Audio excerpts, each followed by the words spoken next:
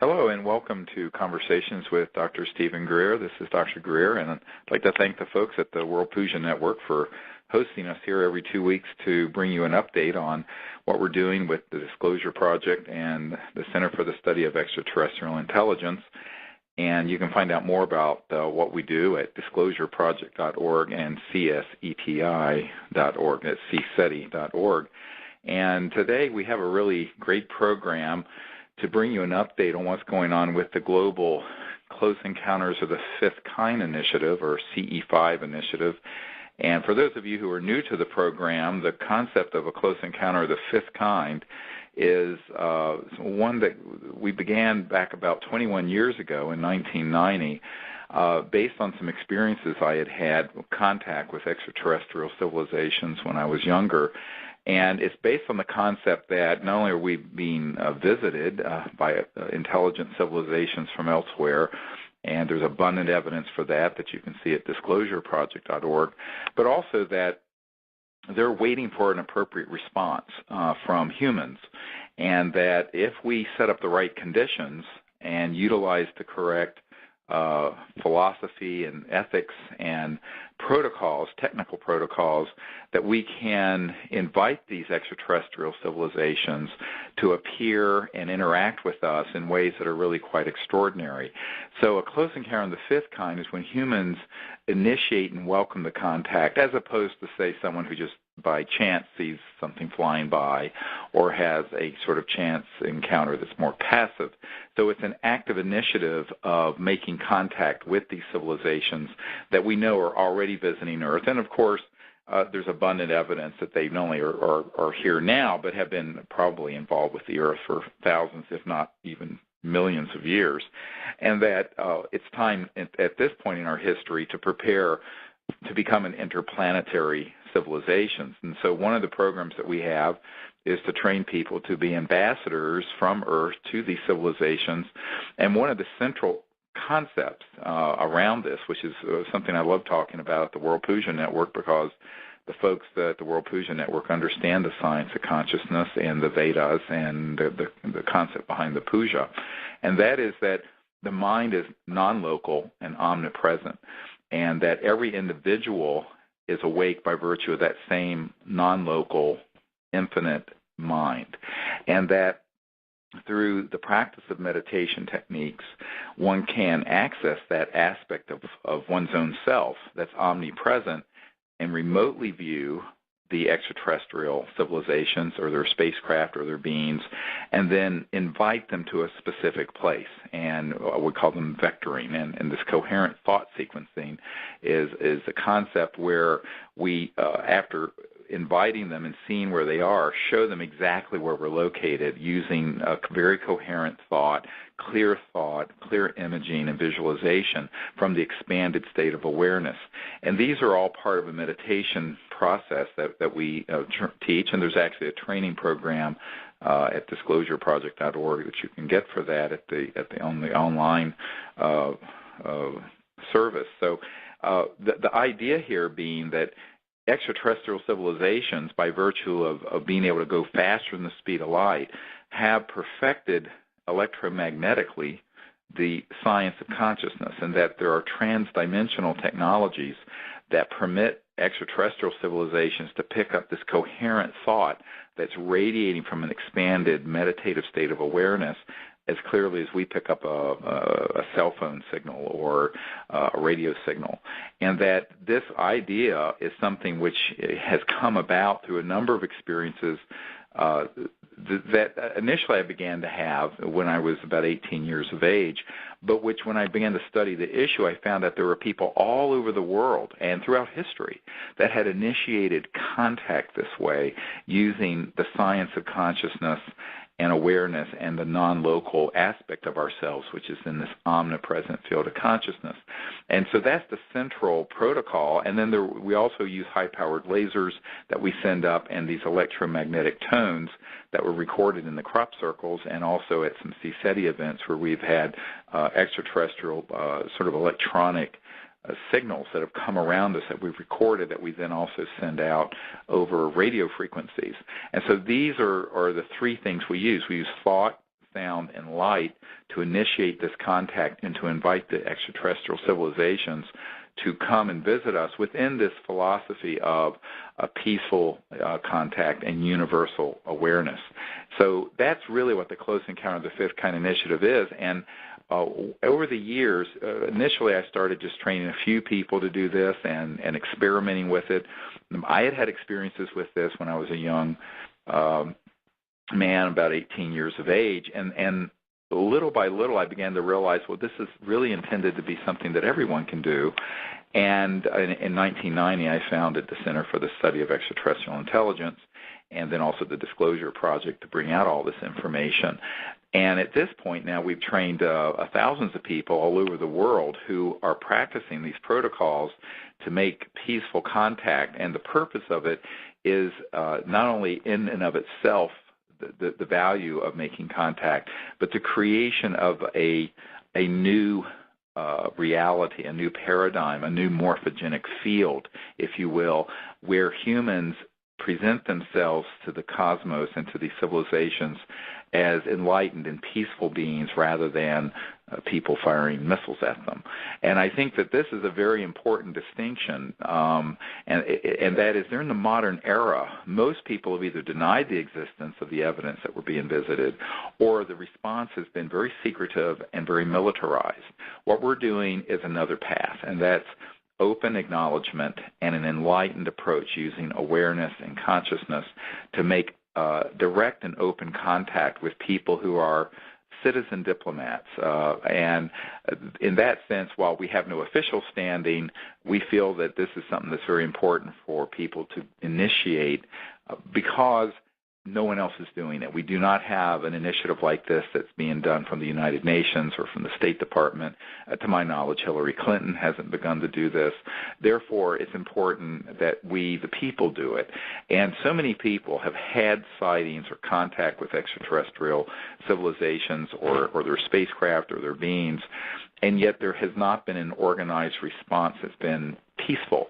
And that's really what this is. And now it's becoming a global effort involving many people from every continent. In fact, in recent weeks, we were just in the California desert, and we had people from Malaysia and from Germany and from all over Europe and the United States and Canada at this gathering. And what you find is that this is something that is an idea that most people think is very difficult, but when you go out and actually go out under the stars with a few people and begin to do it, magic happens, because the extraterrestrial civilizations really do want to make contact. They're waiting for us to answer the call. And they're not going to sit here and force us to, but they're waiting for an appropriate response. And we find that when we put a little effort in that direction, it's sort of like the doors all fling open. And this is why people are so astonished that, they'll come. I'm thinking of one couple that came from New York. One was a police woman and one was a firefighter in New York City. And they came a few weeks ago, and after the first night of being out, there were these extraterrestrial beings that came back into their hotel room as these luminous orbs and beings that were in the room till 5:30 in the morning. And they were so astonished they could barely contain themselves at the next afternoon we got together for a meeting, because this was such a clear and a beautiful contact that happened. And what we find is that when people are pure-hearted and open-minded about this, that these civilizations are eager to find humans who are willing to build a bridge between our culture and our world and their world. And it's because we're preparing for this time when we're going to enter into a period of not only world peace but universal peace, where eventually humans will be, in fact, interstellar. And that's looking down the road a bit. But at this stage, it has to start somewhere, and this is where we feel it should start, and that's with a very grassroots sort of citizens diplomatic effort. And perhaps it's just as well that the political establishment isn't doing this, and it's right that we should lead this effort rather than a bureaucracy. So that's just sort of a background overview of what we're doing and how we're doing it. We can get into it further, but I'd like to introduce a wonderful man, Kosta. Thank you for being here. Thank you, Steve, for having me. It's a pleasure. And Kosta's been really heading up this global CE5 initiative and helping coordinate events from people all over the world. And Kosta, why don't you share a little bit about what you've been doing and the kind of responses you've been getting? Absolutely. It's been an incredible journey, Steve. We contacted many of the people that you had educated over the years in using your protocols, and we found there was a great deal of enthusiasm for doing a coordinated approach. And so I thought that a monthly event, choosing a 24-hour period, would be an appropriate time to capture every time zone and to let a lot of people become aware that we could all join together and use the CE5 protocols as a group. And so that's what started about last September of 2010. And currently, on any given month, we have anywhere from 50 to 90 teams that are spread out over a couple dozen U.S. states and as many different international countries. And we speak different languages, but when it comes to consciousness, we're all on the same page and understand each other and have some remarkable experiences. We join in and kind of amplify our efforts as a group, doing so much more than any individual team might be able to do, and feeling a sense of connectedness. As a part of that monthly effort that we've been undertaking, I encourage people to email me with any interactive reports that they might have of their experience. And that's been pretty successful. We'll get sometimes couple dozen different experiences, and I collect those and publish them to the rest of the group so that we can kind of form a group consciousness and an appreciation for what each of us has been experiencing, even though we don't know each other, really, except in some rare cases, but we share this common experience, and it's really inspiring for everybody. Yeah, and the one of the things about this, of course, everyone who has studied the science of consciousness understands the concept of it used to be called the hunter's monkey effect, and then Rupert Sheldrake talked about the morphogenic field, and that is when a certain number of people begin to do any act, it potentiates within non-locality of consciousness that pattern, and then it replicates that pattern non-locally, so that, for example, there can be a group of, they've done studies with monkeys on an island where they learn a certain skill, and then spontaneously monkeys on another island will begin to know how to do the same skill, even though there's been no direct communication or contact, and it's because of this non-local aspect of consciousness. And when we look at having people all over the world doing this within this structure of going into deep meditation, remote viewing, and making contact, it's very important, because what I feel is the most important part of this, beyond any sort of phenomenal event, such as a sighting or anything that might be known at the moment and seen at the moment, is that it's actually building and potentiating this shift where we go from a world that's in denial about all this, or approaching it in a sort of xenophobic and incorrect way, to approaching it in a way that's peaceful and conscious and enlightened. And that, I think, is one of the most powerful aspects of what you're doing with that, and what we're trying to work on. That's true. You touched on an interesting point, and that is that getting beyond the phenomenological aspects. I'll get that right. That's all well and good. Many people do have sightings, and some of them are quite remarkable. Armadas of ships that scintillate, that interact with their lasers. But equally, more over and above that is the experience of interaction, of contacting these spiritual intelligences and realizing that they really want our world to join them in the universal peace that they have found in their civilizations. And so we are co-creating with them, and that's one thing that I try to emphasize to our teams, that it's wonderful, again, to report the actual sightings, but we're just thrilled to hear when actual contact, either telepathically is made, or it's made in a sense of feeling a presence, or getting communicated to in yet another way. We know we've made a contact then, and we know that the idea is that we want to cooperate with them because they have wisdom and solutions to problems that they can offer us, not to do it for us, but to gain our enthusiasm and our cooperation so that we can help lift ourselves as human beings up to them and up to the stars. And as you mentioned, become an interstellar species ourselves eventually. So we're right on the edge there of creating the future that we really want, and it's important that we keep visualizing that.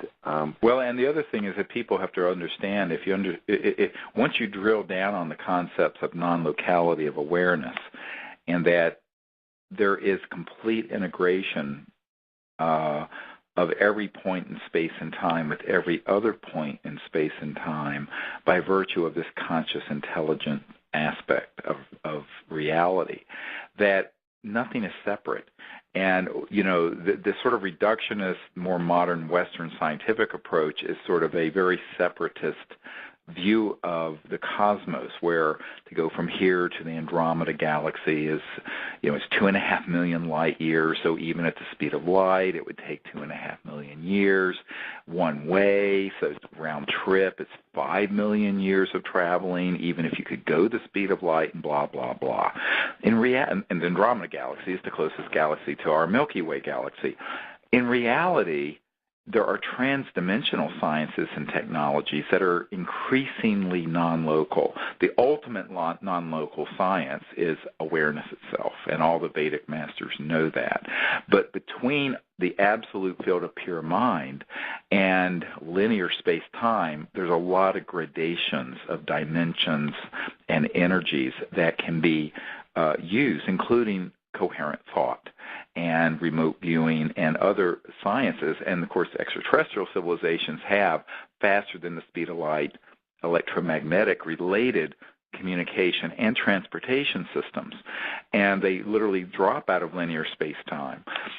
But what that also means is that the old saying, as below, so above, and as above, so below, that there's no separation between Earth and these other star systems from the level of consciousness. And so what happens on this planet is of consequence. It's not just of consequence to Earth, it's of consequence to other civilizations. And it's not only from the point of view of sort of an interstellar relations point of view, because if we go sideways and start traveling amongst the stars with weapon systems and a war mindset, that's a threat to other worlds. But even what we do in consciousness and thought and what we do on this planet, whether we heal it, whether we live peacefully, or whether we engage in massive warfare, that affects these other dimensions and other worlds, which we may not think of as being directly related to us. But if you understand the concept of awareness as this infinite kind of communication system that's the cosmic universal communicator, there is no separation in space and time. That's an illusion. And therefore, what we do on this planet really does have an effect. And therefore, if there are a lot of people who begin to learn these principles and reach out to these civilizations in a peaceful manner, this has an effect that is beyond what we can measure. It is more than anything linear will ever see and report. And so we can only kind of dimly get a sense of what value it may have. And I have always felt that's why when we have gone up from the very first time in 1991, 92, I began to take people out. And in the old days, in my naivete, actually, I really thought everyone could just sit down and go into samadhi and remote view, and that would be that. But, there wasn't the sort of training programs we have now. But what I found was that people who were sincerely interested in this, when they would come out with us and sit in meditation, go into this cosmic awareness and become a cosmic being, that within, invariably, there would be sightings of ET craft, beings, all kinds of transdimensional manifestations. And in a way, it surprised me because I thought, well, these were some experiences I had had individually. I'd heard of other people having them privately. But to have it as a group, this is another order of magnitude. And then, not only to do it then as a group, but now we're doing it globally through what Kosta, what you're doing. And I think this is such a huge step forward. I have to thank you. And also that this is really the next phase where this becomes a global phenomenon of contact, open contact. And the more people who understand this and practice it, the more it will pull our civilization towards the alignment of universal peace and interstellar relationships that are positive. And that's what we have to work towards. It's true that that is I think a major goal there. It was said in one message that one of our members received telepathically from an ET contact that she had made. She was told that not only are they eager to appear and show themselves and communicate, but the more of us that join together as we grow this group and this effort to contact them, the more that they will be invited and show themselves in more places, in more volume, more frequently. Right. And then they said that once they do that, they realize that more human beings will, as a consequence, become more knowledgeable and interested and want to join. So they will then put their effort and add to what's already there, thus allowing even more ET interaction to show up. And this is the difference between what's going on with these civilizations and, say, our invasion of Afghanistan and Iraq. A lot of people, I remember when Larry King asked me, well, why don't they just land on the White House lawn, and why don't they just force I said, no. They're much wiser than that. My God. And we're talking about civilizations that have been around for thousands and in some cases millions of years longer than human civilization has been. And so there's a level of knowledge and experience, and so they're not going to force that. They're waiting for us to awaken to transdimensional reality, interstellar reality, that we're not alone. And there are only a few situations in which I think there would be any kind of direct and overt intervention. One of them, which was quite clear during the Cold War, was when we were at the risk of going to mutual assured destruction in an intercontinental ballistic missile release, where releasing tens of thousands of ICBMs would destroy all life on Earth.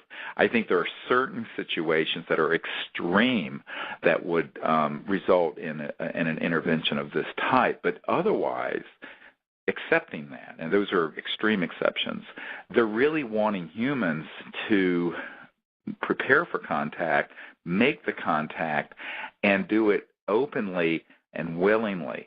So it's not this sort of, everyone views this as sort of alien invasion, blah, blah. I said, no, it's not alien invasion anything. It's extraterrestrial contact within the concept of they're waiting for humans to awaken and to then willingly engage in open contact. Because clearly, if they wanted to just force the issue,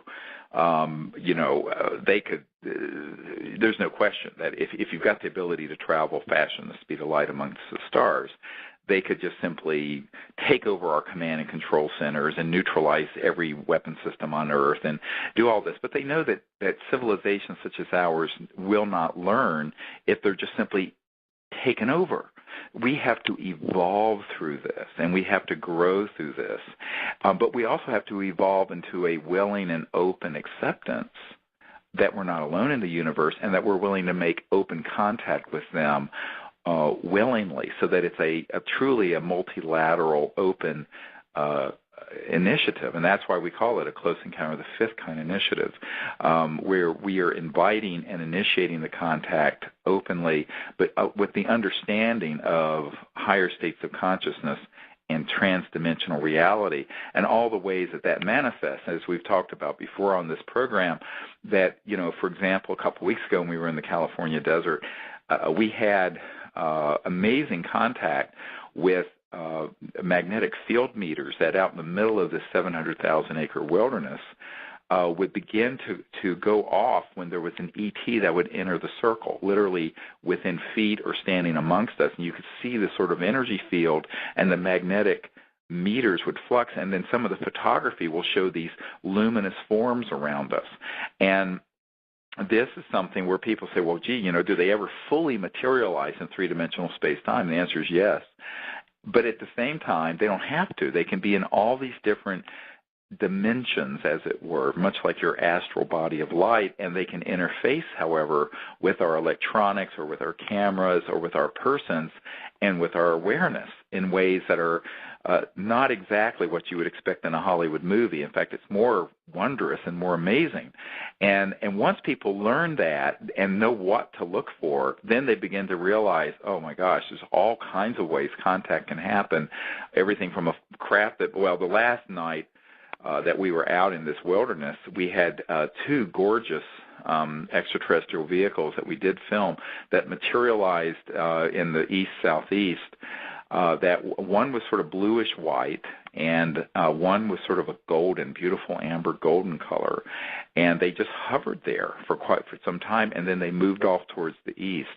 And everyone saw this. And it was almost like it was their send-off for us, because it was our last night. We had just done a puja, in fact, at sunset, where I had done a Sanskrit puja, and then we had meditated for about half an hour and did the protocols for contact, and these two gorgeous, almost like celestial jewel-like crafts showed up together, and then they moved together as if it wasn't one craft, but they moved in complete tandem, like they were completely synchronized craft in how they moved. It was beautiful.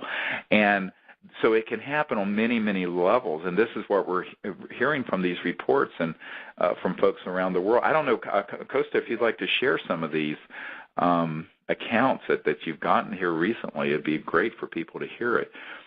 Yeah, I have one. It's not very long, but I would like to offer it in the words of the person who actually wrote it, since it comes more authentic that way. Sure. This particular report said, last night was a great contact for us in foggy Nova Scotia. We had 6 of us in total. We began by broadcasting the tones and lasers from 6:30 until dark. We did the structure of the universe meditation around 8 p.m. We had no expectations given it was completely foggy. The weather situation was a warm, humid southerly flow. We were high up right at the coast. The fog was definitely being helped by the upslope flow. Since I'm a meteorologist, I would expect conditions to get worse as the night went on. The forecast was 0 chance of seeing the stars, from my perspective. After our meditation, we were using the lasers and just observing. All of a sudden, we started seeing lights which we realized were stars. A very large hole opened up right over us, right, almost like we were in a vortex, with walls of cloud extending vertically around us. All around was thick fog. However, above us was a circle of clear sky.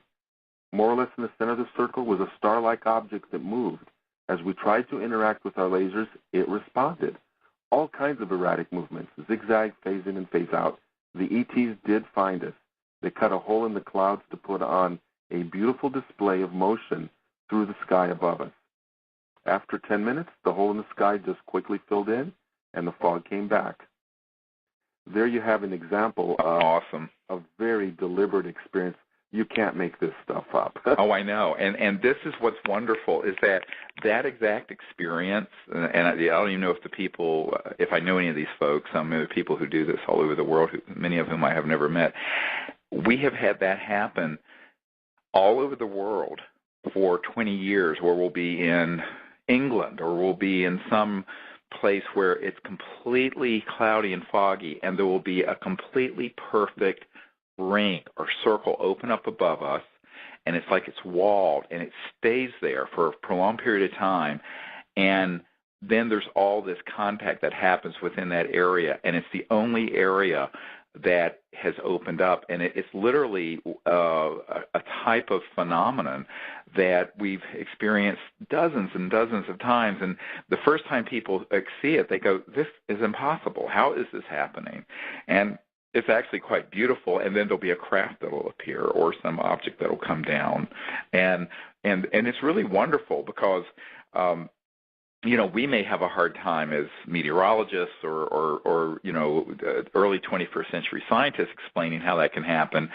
But when you're dealing with technologies that these civilizations have that can go beyond the speed of light and enter into linear space-time from other dimensions, all kinds of amazing things can happen that would sound like magic. But the wonderful thing about people, at the World Puja Network and the feedback we get is that people who've studied the Vedas and understand the Vedic cities, the Siddhis, they understand the concepts of materialization and dematerialization and alteration of space and bilocation and objects going straight through solid objects, or masters that could walk through walls and levitate and all of these things. Well, all of those Vedic powers and cities are actually things that can be done with consciousness, but they can also be done with very advanced technological systems from civilizations that go beyond the speed of light. I call it the crossing point of light into these other dimensions, and they can create this kind of amazing phenomenon both with the weather or with other things that are in nature. One of the things we had happened a couple weeks ago when we were in the desert is that it was a very windy night, and I mean, at ground level it was 20, 30 mile per hour winds, which was not exactly pleasant. But up, where the clouds would be, it would have been probably 50, 60 knots or more. And there was this one cloud that looked exactly like a disc, a UFO, that was in the west, very near us, very low, and it just hovered there for 45 minutes. Well, there was no other cloud in the sky doing anything like this. And so then the question becomes, what in the heck was that? And everyone saw this. In fact, we filmed it. Another time, I think it was last year, at Shasta, there was we were in front of Mount Shasta, and we were having all these amazing objects and lights that we'd been filming coming from inside the mountain and coming towards us, and things that lit up in the field around us, beautiful lights. And then suddenly the CSETI logo is a triangle, 3 circles making a triangle, which was based on a crop circle that we visualized and that the ETs made in a crop circle in 1992, I believe it was. And here this cloud, quote unquote, makes a perfect equilateral triangle, and it's floating there in front of Mount Shasta. I mean, this is bizarre. And everyone sees it. We film it and take photos of it. And so you begin to realize that there are all kinds of ways that these extraterrestrial civilizations can manifest that are poetic and beautiful and artistic and conscious, and in ways that are also, I might add, safe, because we know that there are military systems that track them and have tried to target them. But these are manifestations that can't be targeted. And that's what's so amazing, is that we're learning that these civilizations will make contact no matter what the conditions are, even in a fog like that. And they can do it when the group is coherent and in this state of consciousness, and then it just happens. It's beautiful. We've had reports like that over and over again, Steve. It's just amazing that no matter where people are, out in the field, maybe on their back porch, in their bedroom, sitting in a car pulled off on the side of the road, and even when it might be near, let's say, a military installation where you would expect there would be suppression of any kind of activity, there always seems to be a way that our ET friends do find to let us know that they're there and that we can interact. Sometimes it's in more limited or ways that we don't expect, But suddenly, when we realize that they found a way, then the enthusiasm and the joy is really there, and so that's why we get a variety of reports of people, no matter where they are or what conditions, even in snow and in sleet.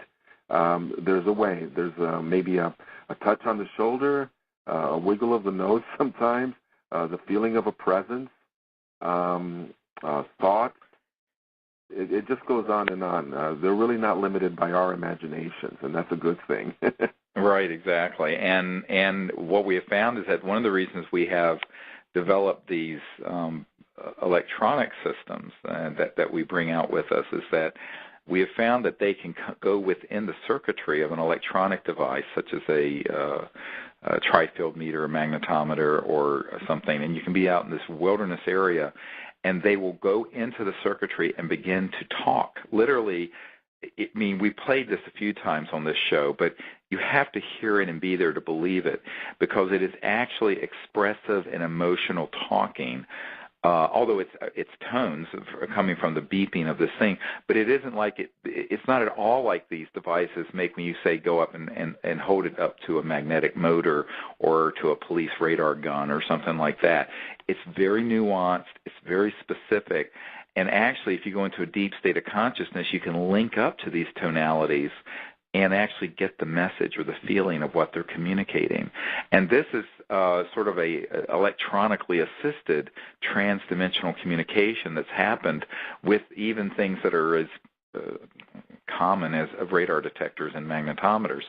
And it's amazing when people hear it for the first time, they're going, well, what is this? And we have, documented this. It's been increasing over the last 3 or 4 years, and in the last year in particular, it's really become extremely prominent. My sense is that this is an indication that global open contact is increasingly likely, and that there needs to be, in every locality around the world, people understand what these protocols are and what to do, so that people aren't just running around like chickens with their heads cut off or screaming the sky is falling. And I think it's really, very important for people to understand that we're at this pivotal, transformative moment in human history, and there's a lot of things that can go well and a lot of things that can go wrong, but that the extraterrestrial civilizations are here and they are becoming more present, not less.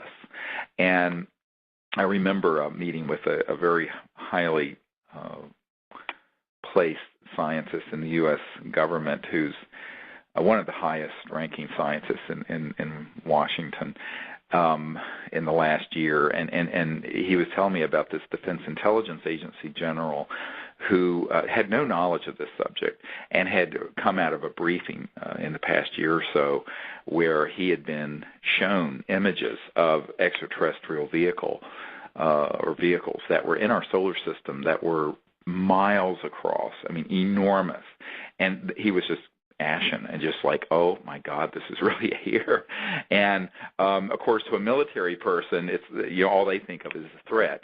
But of course, we realize that they're here because they know that the time for transformation on this planet, with all the attendant perhaps chaos that could go along with it, and the time of us establishing a universally peaceful civilization that can go amongst the stars is very, very close at hand. And that's why these experiences are going up exponentially with people all over the world who are learning how to do these protocols, because it isn't difficult to learn, and B, I tell everyone that if you're conscious and awake and you can sit and learn these meditation techniques, you can initiate this sort of contact, and it is not at all difficult. One of the things that I've always been wary of is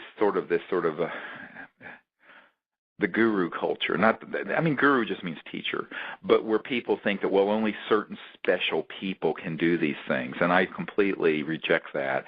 I think we have to realize that we're at a time where everybody can realize their potential as universal beings and as cosmically aware beings, and that is the stage where we are now, where we're bringing this out of the caves and the monasteries and the sort of secret societies to where everyone needs to understand that we're conscious and aware and can become enlightened beings making open contact with these interstellar civilizations. And I think in thousands of years ago, the so-called primitive societies did exactly that. And it was very commonplace for there to be contact and open contact with a tribe or a people and what they call the people from the stars. In fact, I'm looking here out at the Shenandoah National Park, and the word Shenandoah is thought to translate roughly as daughter from the stars, or our daughters from the stars. And in the Cherokee tradition, they're thought to have had contact with or descended from people from the Pleiades, and on it goes. And of course, there's been many accounts. And I think that what we're learning now is that in this sort of high-tech age we live in, that we are entering into an interconnected global society that's not quite peaceful and functional yet, admittedly, but we're going to get there. And when we do, then the next step, and it'll be fairly quick, will be interplanetary. And so they're here preparing for that, and we're here preparing for that, and that's a big part of what's happening. It's very, very exciting, because I have found that when people make one little effort in this direction, all kinds of amazing things happen, like this group up in Nova Scotia, their experience. So I don't know, are there other things you want to share from the recent... Well, I want to share, one personal one with myself and a couple of friends. As you were talking, Steve, about how this is no longer the realm of, say, the priests and all that. Common people like ourselves, in a very simple, rational way and loving way, can make the contact ourselves, of course, and this is what you've been teaching all these years. But most recently, we've been trying some experiments, believe it or not, computer to computer, using Skype. And as we've talked to someone else across the world or across the country and did our meditation and invited our friends, we would hear over the speakers of our laptops in 2 or 3 locations, spread geographically apart. They would start making their sounds through the speakers. Right. And it wasn't just interference. It was very clear chirps and other kinds of noises I can't even describe, but they were in response to our thoughts. We might say something in our conversation that was interesting, and we would hear a chirp almost as if it were an acknowledgement of what was said. And we've been carrying on these kinds of conversations for half an hour at a time. What would be ideal would be to hear a synthesized voice come through, and we're hoping that in time, as we continue this kind of contact, that maybe our ET friends will manifest that way. Well, actually, that did happen to a couple years ago. It was actually not synthesized. We actually had a very clear ET voice that was heard when we were in Orange County up near Lake Irvine. And we were out in this remote area, and suddenly, it just in the air about 3 or 4 feet in front of us, there was a voice, as if it was coming from an electronic device that was dematerialized, that started to speak right in front of us. And we actually got a few syllables of it recorded on a tape recorder that was running at the time. And this has happened at other times. One of the things that happened, about 2 years ago when we were in Joshua Tree National Park, we had this sphere that materialized beside us. And we were walking back. We were at a break from our meditation circle, and we were walking back to the circle, and this appeared, and I realized, of course, it was extraterrestrial beings that were in this sort of sphere or orb, and in a transdimensional way, because they're folded within space and time, and it was visible. I mean, Linda Willis and myself, a couple of people saw it. It just materialized right there, maybe 5 feet from us. And so I invited them to come back to the circle. When we came back to the circle, we were standing, and over towards this sort of southwest of the circle, but maybe 10 feet outside where our circle was, we were all still standing around. we heard 3 or 4 extraterrestrial voices. We didn't understand what it was. We could just hear the talking. And I looked with these night scopes I have that are very, very excellent, almost 4th generation, military grade. You have to do all the Homeland Security paperwork to get them. And I looked over where we were hearing this talking.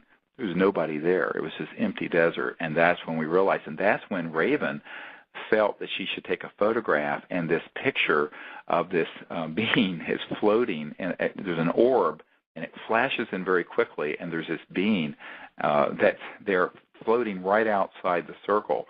And you really need a high-definition screen to see the quality of it, but it's an electronic sort of astral projection, but it's picked up by a camera, so it wasn't there just in the mental field. It was there electromagnetically, and it's a person. You can see the head and the shoulders and the legs and the hands and the eyes and everything. And so this was something that was heard, and I liken this to sort of an electronic astral projection. It's like people who've learned how to travel with their bodies of light.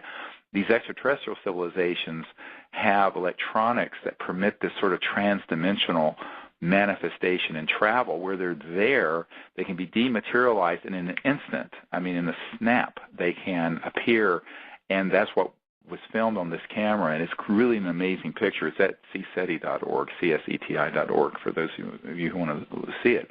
And these are the kinds of experiences happening more and more, and including where you hear voices speaking, and multiple people will hear it. Now, frequently it'll be something that you won't know what it is, and so in the meditative state, luckily the universal translator is consciousness, and then whether it's English or Andromeda, I mean, I don't know. There is the ability to apprehend and comprehend and sense what is being communicated, which is something that can be practiced. Same thing with these electronic devices that begin to make these patterns of speaking. Even though you're out in a remote area, and all of a sudden they will start doing this very specific pattern, and it's intelligent and it's intelligible. Ironically, the SETI project is spending millions and millions of dollars with their big radio telescopes and claim they have nothing. We're sitting out in the desert in these remote areas with electronic devices that cost, $50 or $100 or $150, and we're getting all this amazing sort of contact happen. So, there's a sort of a delicious and ironic poetry in all of that, I think. And yes, and so these sort of contacts can happen in all kinds of astonishing ways, and it's interesting to hear that you've had it happen with these Skype experience. Yeah, Skype is accessible to everybody. You're right. With a small laptop and just a little bit of time and patience, you're in contact like that, and it's really wonderful to behold. The sense of joy you get when you realize it's not random noise or interference or anything is just palpable. And I think it helps with the unity consciousness, and sometimes you'll feel them in the room as a result, the presence there. Some people are very kinesthetic in that way, and they'll get that as well. So they can contact us on multiple levels simultaneously, and that's not random. That's very deliberate. Right, and I think the other part of it is that people have to understand that contact can happen as a group, and then often what we'll do is that we'll ask that there be an ambassador from their worlds that will make contact with the individuals, and then after the group process is over and we leave for the night at usually 1 or 1:30 in the morning, people will then have these experiences driving back in their cars. They'll go back to their rooms, and they'll have these beings that will appear. And it can also happen in dream time. And one of the things that people have to understand is the lost art of the lucid dream. And that if you're dealing with civilizations that go faster than the speed of light, and they interface with the thought realm, even electromagnetically, then a very efficient way to have contact with is within lucid dream state, or within the state between waking and dreaming, where you can sort of be in what's been called the hypnagogic state, where you're very, very relaxed, but the deep meditative state also. And it makes complete sense that this would be the case, because while that may not be something that we accept generally in our society because we're still very locked into linear space-time, speed-of-light concepts, even that is changing. In the last few months at CERN, they found that the neutron part neutrinos are going faster than the speed of light, and that this was something not thought to be possible. And in fact, just a few months before that, the Japanese physicists had said nothing can go faster than the speed of light. We've proven it.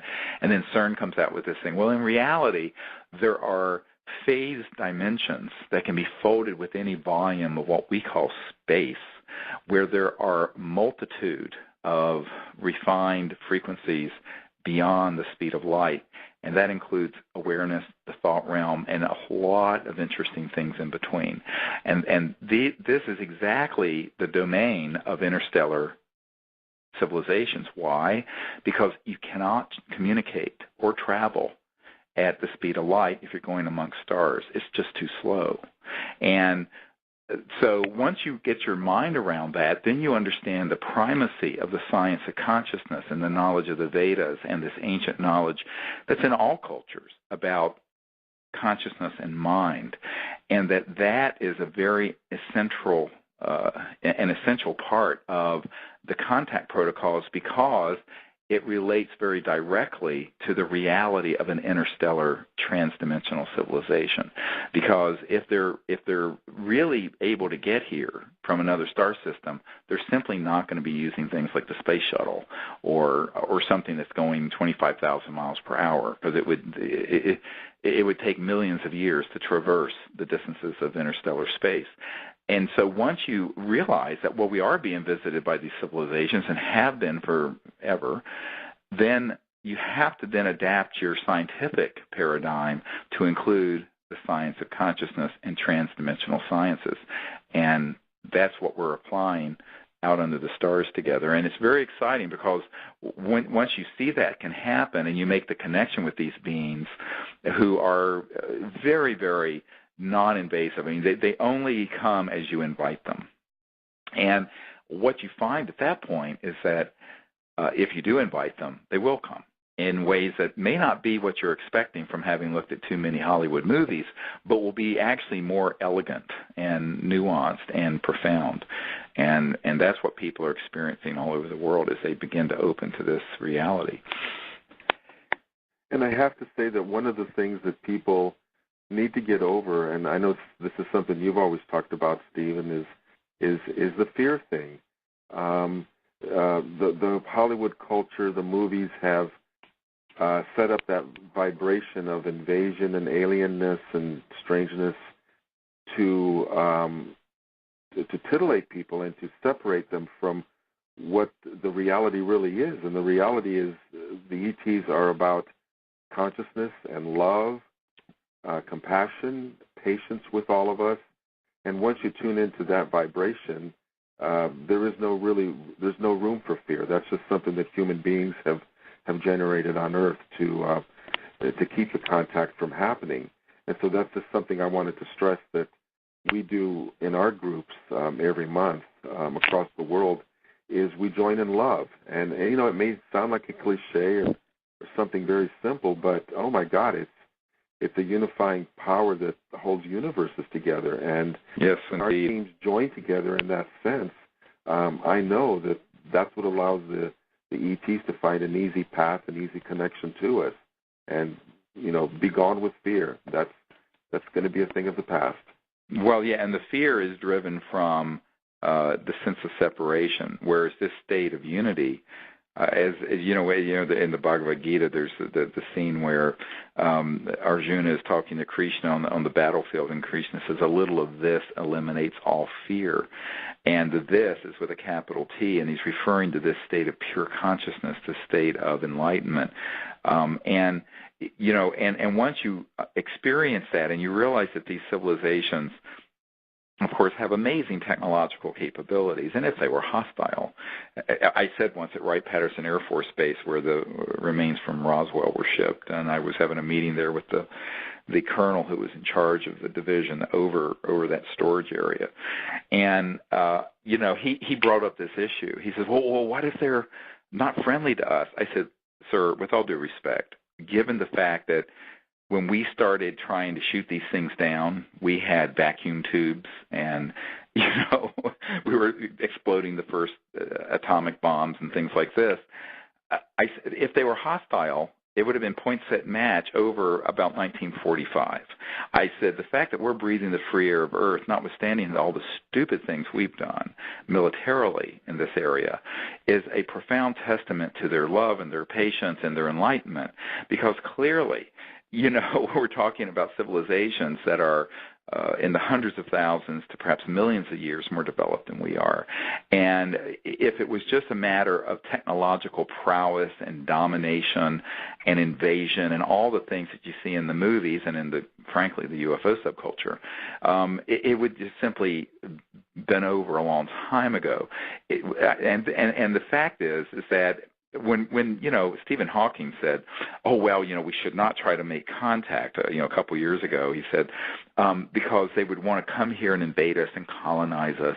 That's just an anthropocentric projection, and it's basically us projecting what we've done to each other onto these other civilizations. There's no evidence. First of all, if you understand the cities and the Vedic knowledges and body of knowledge, and the science of consciousness, and combine that with sort of space-age, interstellar, transdimensional technology, there's nothing on this planet that they can't just manifest and materialize. It's absurd that they would need to travel from one star system or galaxy to this one to get anything here. They don't need anything on this planet. What they need is peace and cooperation and growth together and enlightenment. And so these are values that are very, very different from this sort of avaricious paranoia that then sort of infects our society today, but this too shall pass. I mean, this is a phase that we just have to sort of put behind us and move forward.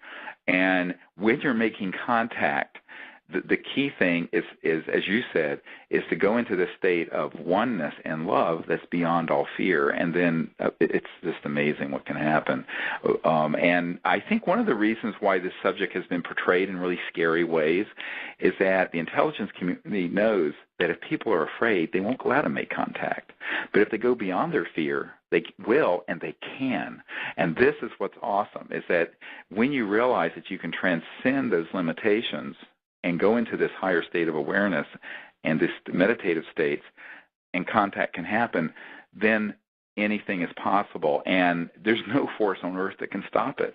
And that's what's wonderful. And that's the real message of, I think, the global CE5 initiative, is that people are doing this all over the world, and contact is happening, and it will continue to happen and accelerate in the coming months and years. That's right, and we'll be there. We continue to grow and invite people to join us. Indeed. Well, I think we're out of time. I'd like to thank you, Kosta, for all of your work in coordinating these teams, and anyone who is. Why don't you tell people how they can get hold of you if they want to participate in this? GCE5.org is just a small homepage that will allow you to subscribe. Put in your email and supply to us, and then I can contact you and give you information on what we do and how we do it, and invite you to join. And those of you who want the training program, that's at disclosureproject.org. And if you want to join us under the stars, I'm going to be having another expedition with folks in Florida on Marco Island on the Gulf of Mexico in April. And those of you who want to join us, you can find out about that at cseti.org. It's going to be April 14th to the 21st there. And it's a beautiful place, and a place where we had amazing contact last winter.